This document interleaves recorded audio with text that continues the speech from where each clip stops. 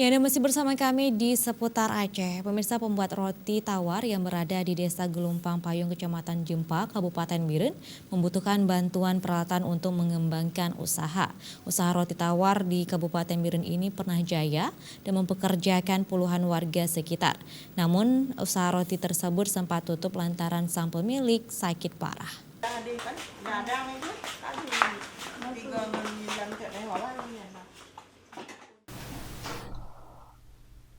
Usaha roti tawar Lestari Jaya Bakery telah ditekuni oleh Hanafiah sejak tahun 1993 lalu.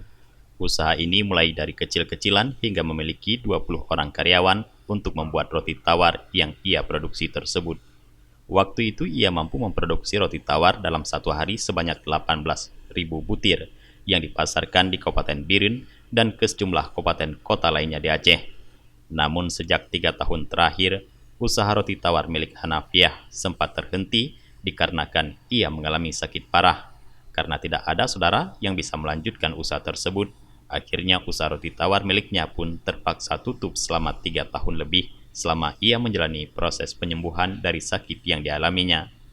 Namun dalam beberapa bulan terakhir, ia bersama keluarganya mulai bangkit kembali untuk memproduksi lagi roti tawar yang telah ia tekuni selama bertahun-tahun yang lalu.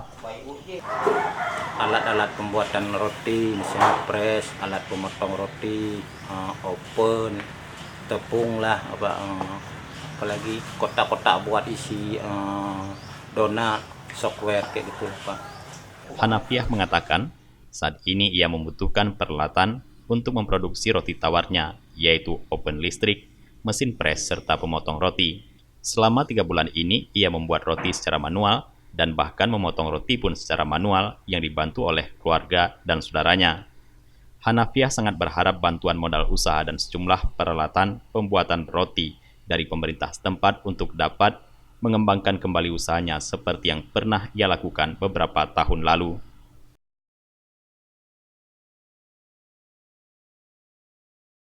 Dari Biren, Tim Liputan Aceh TV melaporkan.